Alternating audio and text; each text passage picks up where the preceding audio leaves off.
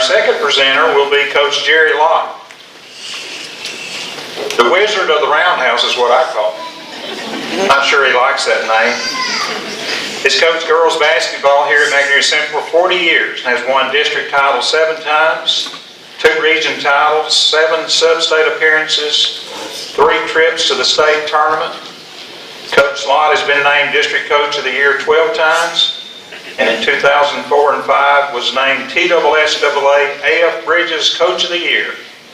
Coach Lott has won over 800 games as Lady Bobcat coach, one of only 5 coaches to achieve this honor. Please welcome Coach Jerry Lott.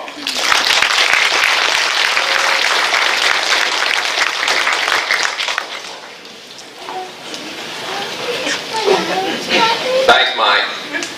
I knew if I had to go behind Jeff, I'd get roasted. But at least he didn't say anything about my age.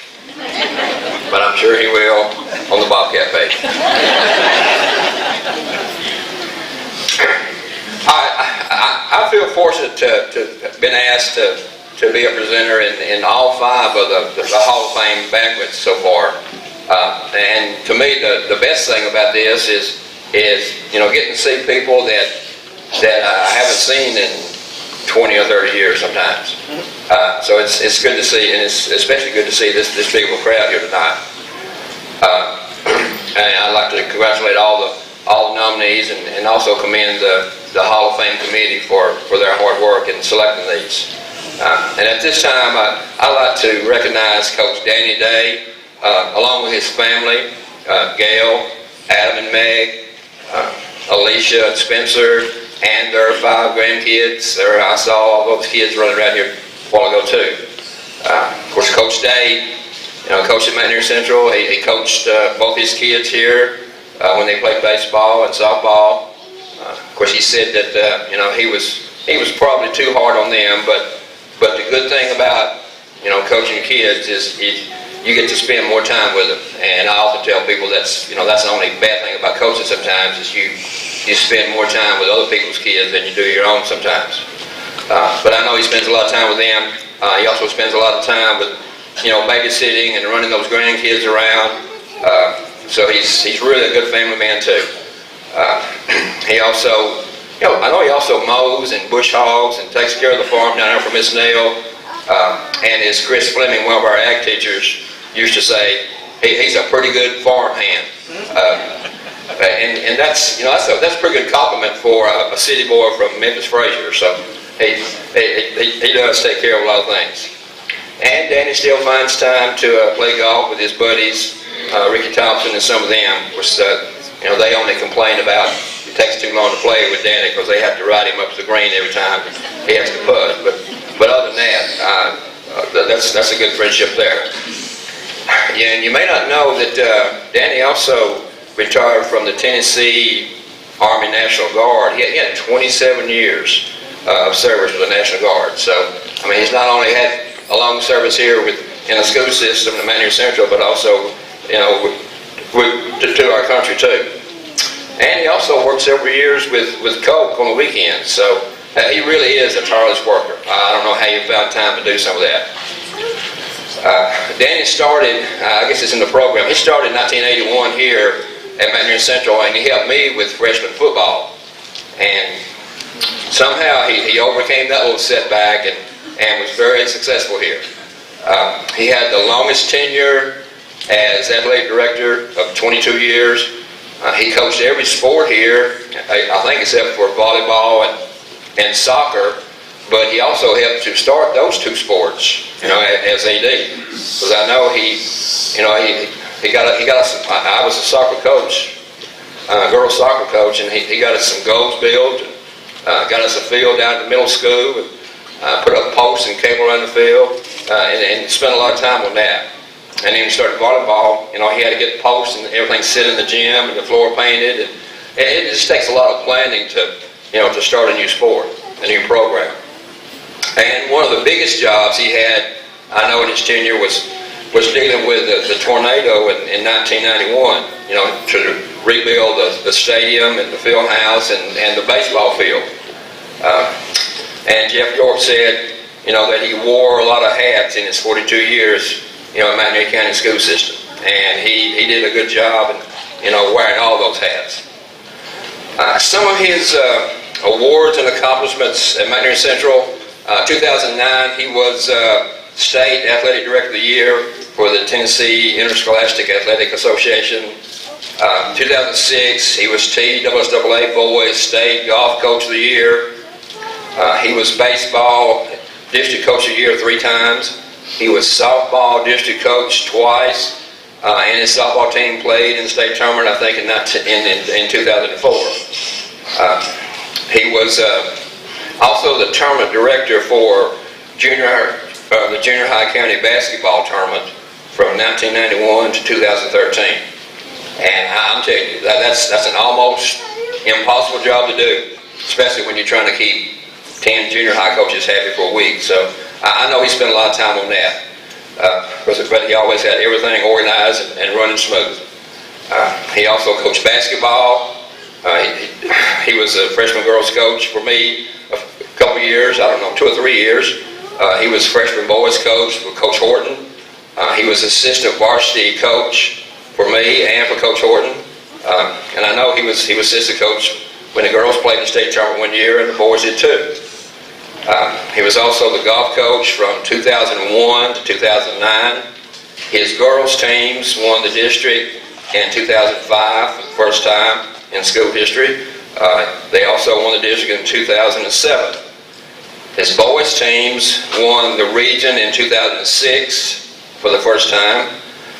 They won the district in 2007 for the first time.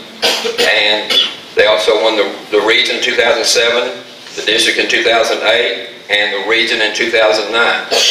So he was very successful in all those sports. But baseball was really Coach Dade's #1 sport, because he was an all-conference player at Union.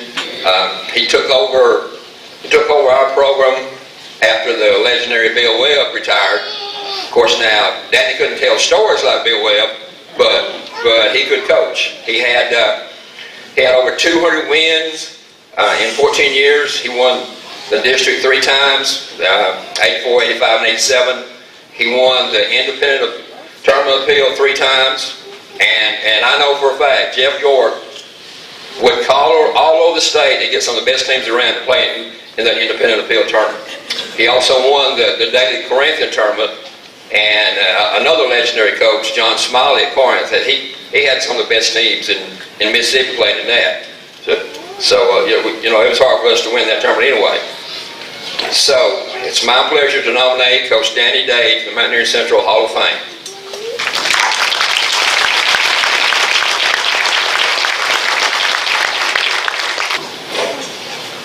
Well, I guess I can throw this away because he just read everything or said everything I was going to say. But, do what? I just got off Jeff's page. I got off the Jeff's page. I do read that. Well, occasionally. Now, let me say first to thank Jerry for that. We go back a long ways, like he's already said. Back in the 70s, coaching that freshman football team that I don't know why they came at the junior high and asked me to coach, because I've never played football in high school or anywhere. But I think they needed some help. And Nunemaker, right? Yeah, Julian was a coach at that time. And so I think, and Joe Dan, I think, is the one that came and asked me to help Jerry that year. And if I remember right, Jerry helped me out, because, my memory is short. But I think that freshman team, I don't know if we went undefeated, but if we did, it was pretty... Maybe 1 loss. 1 loss, maybe. And I remember Jim Glover, help me out, Martha. Jim Glover, Jimmy Kaiser, Donnie Burns, that crew. And that was an outstanding crew of freshmen, but, I didn't know what to do. Jerry helped me out, showed me what to do, drills, things like that. So we made it through. I don't even know if I coached the next year or not. They might have said that was enough. But anyway, I had an enjoyable time. I've known Jerry for 35 plus years, and I just, a good friend, and I enjoyed the years I had up here with being involved with him in basketball, soccer, all of the sports. And I know he had to come tonight to do that, and Linda's laying in a hospital bed with 2 knee replacements and pain probably. So I think I had to get out. She's screaming at me. yeah, bossing you around, yeah. Well, that's good. I appreciate that. Let me say a few things. Again, like I said, after he said all that, I am going to be short. So, I want to thank the Hall of Fame committee for this induction. I want to congratulate Charlotte, Bob, Todd, and this guy over here that I'm very close to, Jim. And I'll say a little more about him later on. But I've got some other people I really need to thank too, and some of these are not here anymore. But John Lee Pars hired Gail and I to teach in '72. Taught 6th grade for 4 years up there, and then Ferris Holmes retired, and I had the privilege to take his job as boys coach at the junior high. And then I had to deal with my father-in-law as a girls coach. So that sometimes didn't click too good at night after ball games and all that. But Billy, we coached together for a little while, and then when they went 5-on-5, then Billy said that was it. He tried it 1 year, and he said he just couldn't do it. He was a 3-on-3 coach, and I know Marvin knew him. Good to see Marvin here. My wife played for him at Raymer, and after John Lee, Wayne Henry Sr., who hired me out here in '81 to coach baseball and help in the basketball program. I can't say enough for Dr. Martha Glover, who put up with me for many years. As a coach, a teacher, athletic director, I appreciate her help. And also Cecil Stroud, who was here when I retired in 2010. I appreciate that. Also Superintendents Billy Joe Glover and Charlie Miss Kelly, who supported athletics in this county above and beyond. They, if you needed help, they gave it to you. And I appreciate them. The coaches that I've worked with over the years, I appreciate seeing some of them tonight.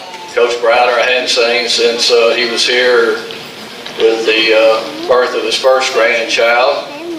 And good to see him again. Marvin, like I said, it was good seeing you, and Brian and some of these guys I hardly ever see anymore.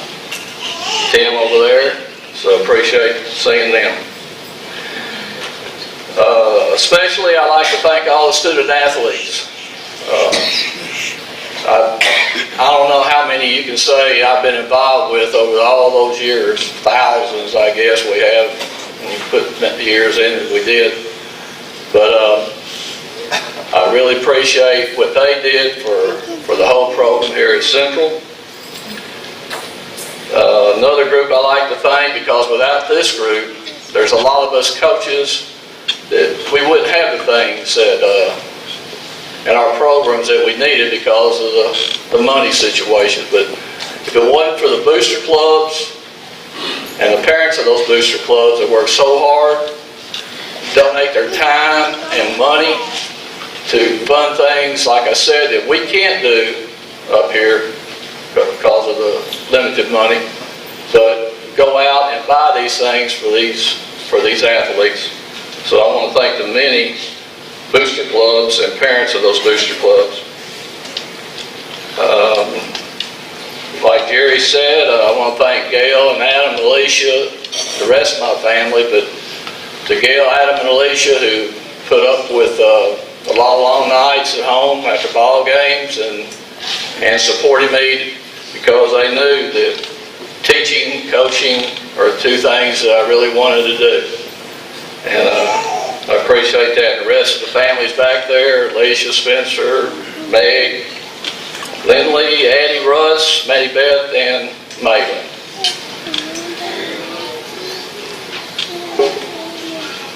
What am I doing now? Well, Coach Day's been retired about 4 years. Jerry mentioned some of the things. I do babysit sometimes. I do some housework. But I do mow. I love to mow.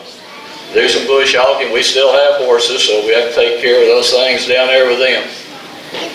But I'm playing a lot more golf now, even trout fishing in Heber Springs in Arkansas. So some of those things are that you really thought of before you retired, that you like to do. I'm getting to do those. But I'm staying busy, so that's what counts. Like Jerry said, I've been involved with a whole lot of sports, and I want to talk about some of those. And some of the things that we did in those sports that I think helped out towards for the program.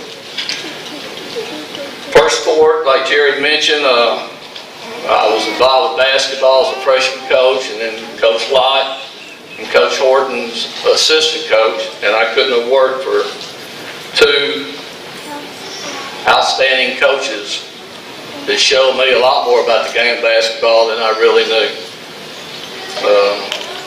We had a lot of wins, district, region, championships, sub-states, state tournament appearances, but two that stand out, I might get Jerry to help me on one that stands out with the girls, is the 6 overtime victory we had at Crockett County against Jackson Northside. And I can't remember that far back in those details. Jerry probably can, I'm sure, but that was probably one of the wildest 6 overtime games and all I've been involved with.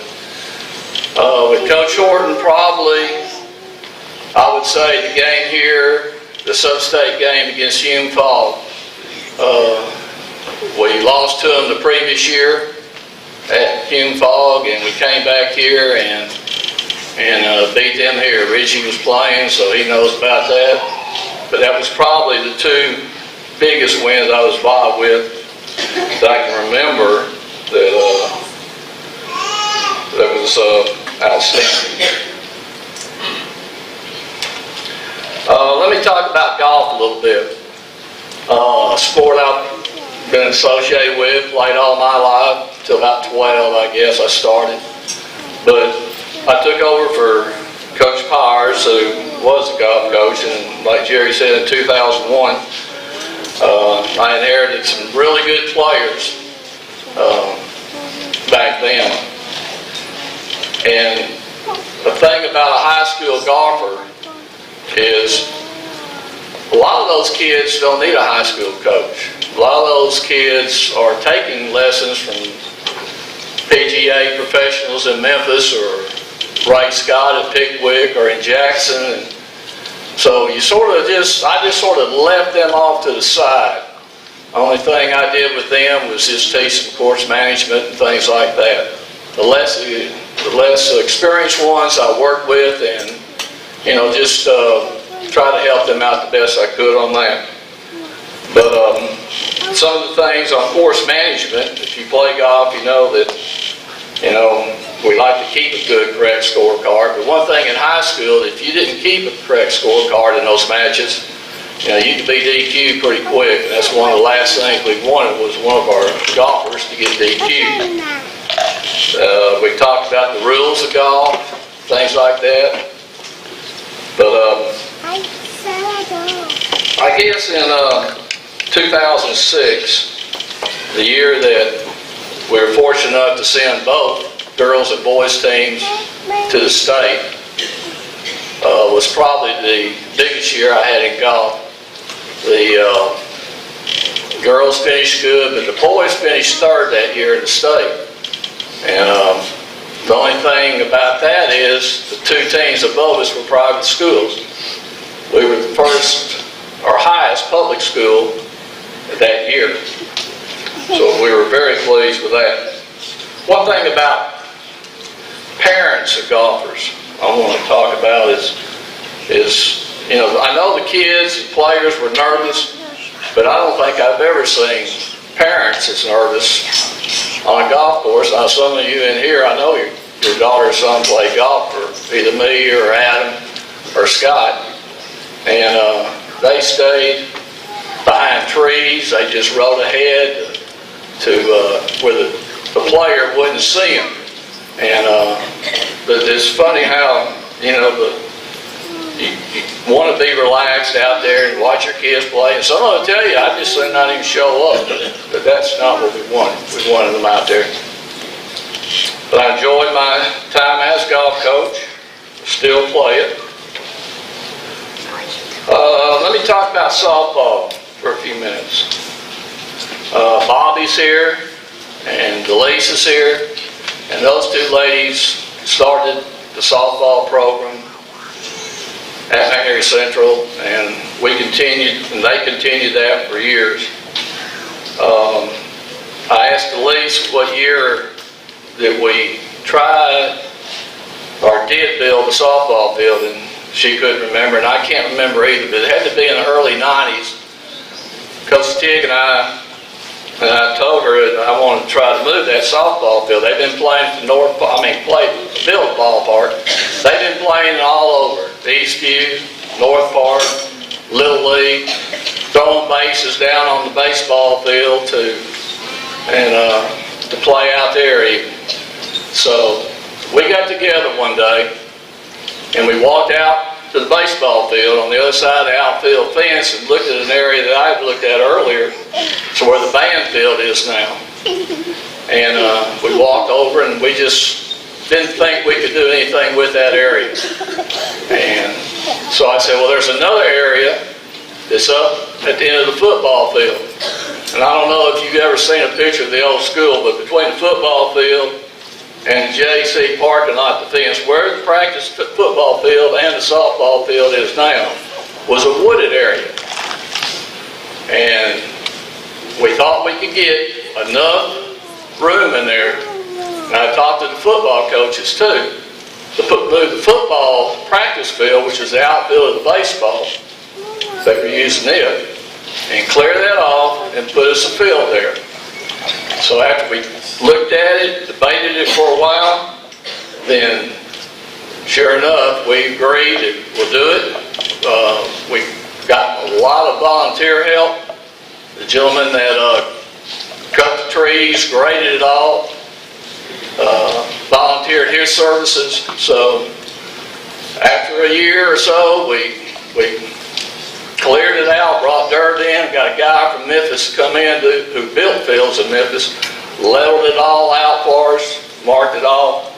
So we had 60 yards for a football field, practice football field, and then built a softball field. Put some dugouts in, the fence, around the backstop, the press box, everything. The only problem is the outfield fence was we couldn't put it down because the practice football field. So we used a temporary fence for that area, and we took it down so the football team could practice on it. So after a year or so, we finally got the softball program out here on the campus, which we're very proud of. One thing too about the field, we played years up there without any lights, and I want to thank Dr. King, because some years later he put the lights on the field for us. So we had to play everything during the day, but this way everything we could play some at night. But after I retired from baseball, and Coach Tig decided to retire from coaching, and I was helping her as an assistant coach, and I decided I'd just go ahead and take the softball program over and coach as long as we needed to, or until we could find somebody.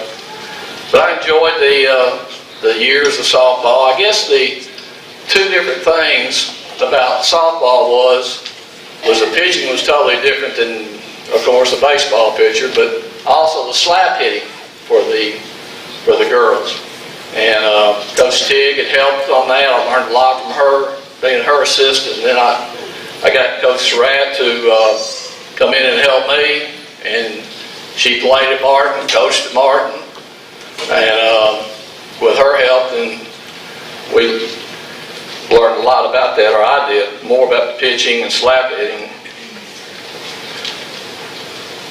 And then later on, I turned the program over to Coach Surratt, and she's taken it over, and I think you know, and it's already been mentioned, of what the girls have done last year, and I want to congratulate them. And all the girls that play softball for me, and some of those did go on to play in college, Freed, Union, places like that. Baseball, something that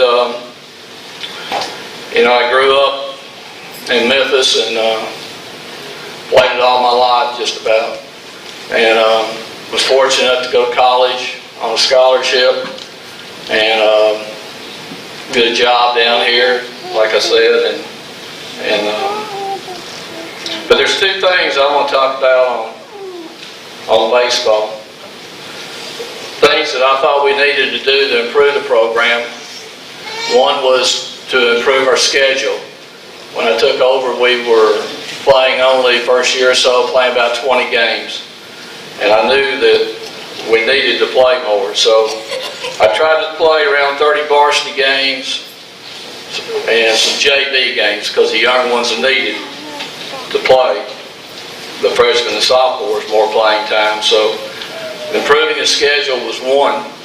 We had to add tournaments because I felt the better competition we played would help us too. So we started playing in the Daily Corinthian in Corinth, which was one of the better tournaments back then. And one thing about the Daily Corinthian was, you go down there and play, those guys down there had already been playing for a few weeks. Mississippi could start earlier. And when we went down there, it was usually our first week to play.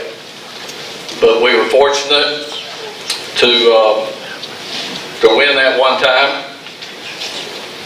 The independent appeal, which is something Jeff and I talked about for years, starting our own tournament over here. And we didn't have many around here to play in, so Jeff and I, we got that started. Around 6 teams, I guess, first year, and it kept growing and growing until we had to get Asheville to even participate over there and play some games over there. Also, I wanted to play more night games so we could draw bigger crowds, get the people that are working, get them out.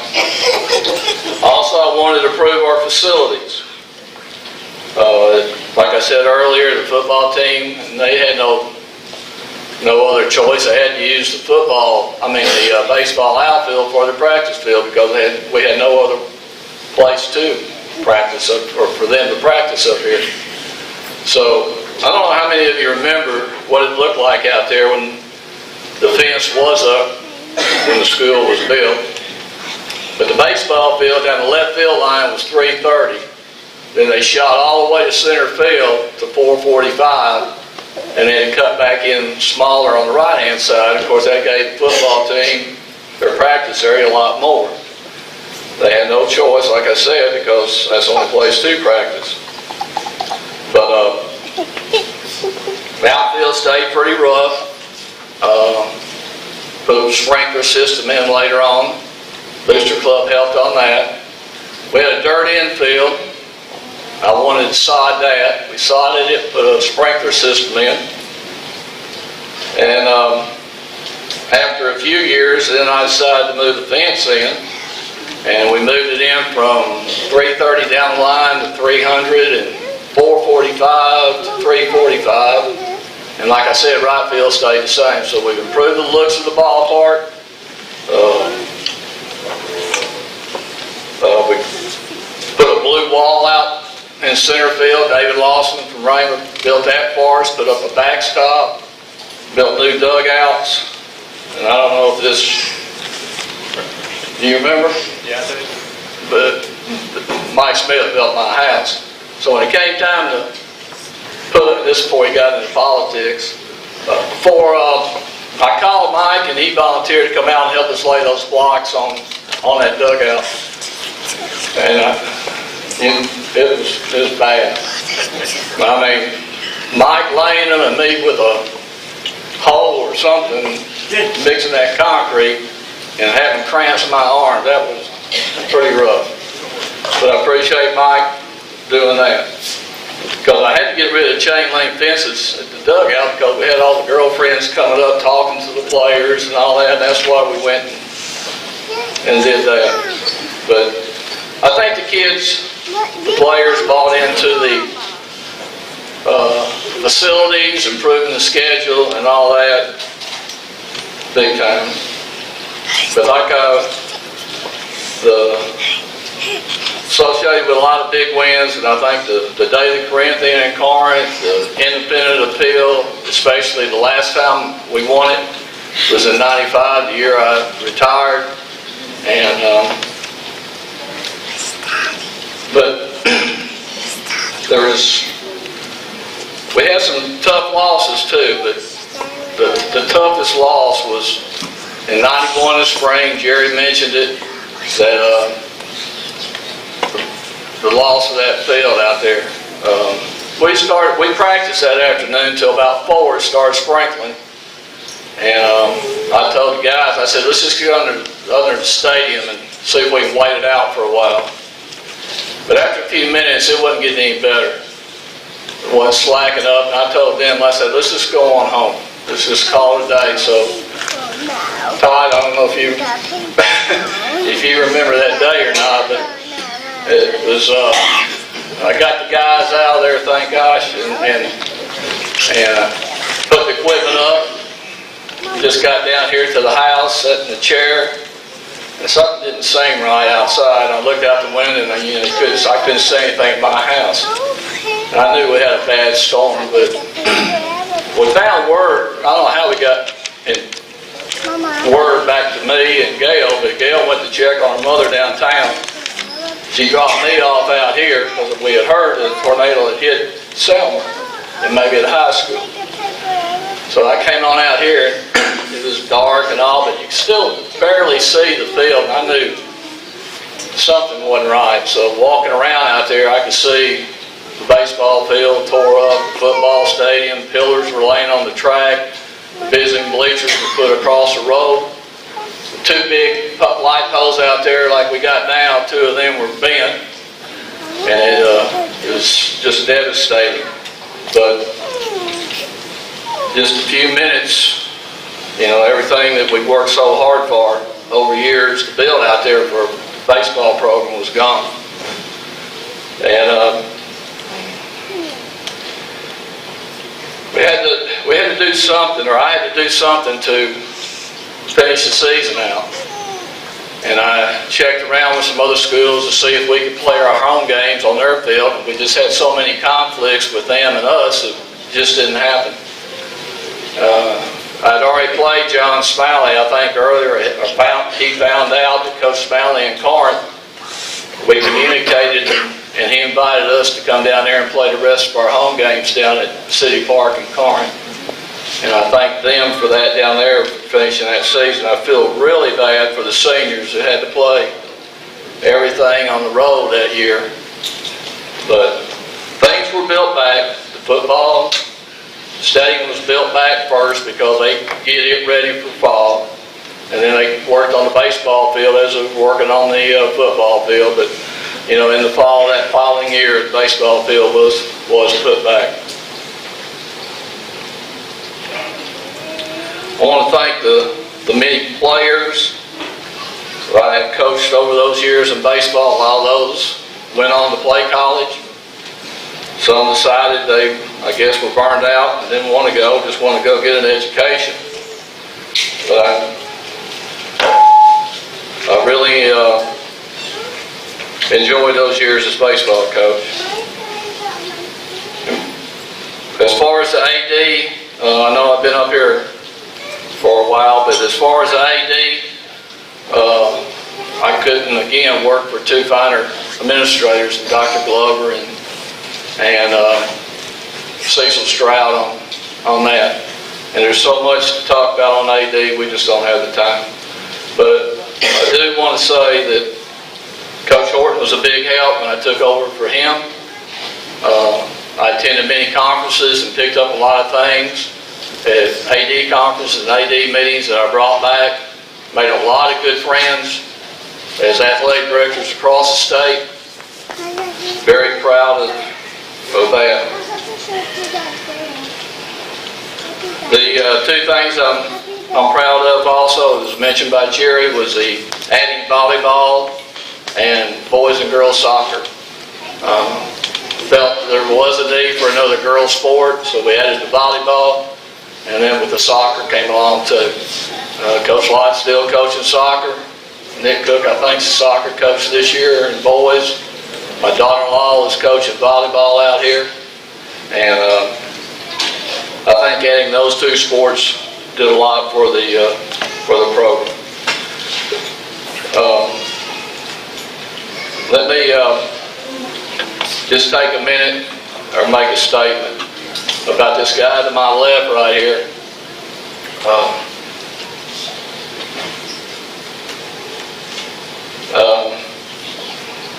He's been a good friend.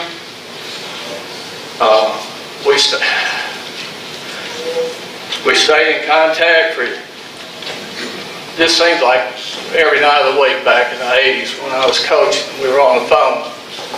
We talked about McNairy Central. We talked about Tennessee football. We talked about all the Cardinal games and everything. And Jeff York has been a good friend and really deserves this honor, like we've already mentioned. And he has done more, like I'm just repeating, I know, but he's done more to promote McNairy Central athletics than any coach, AD that's been up here. And I thank him very much for the friendship that we have had. Again, I thank you for this induction, and it's good seeing a lot of the former players again, Jeff and Todd. I know I'm going to miss somebody, but the coaches, and Marvin, good seeing you. Tommy, good seeing you again. Thank you all very much.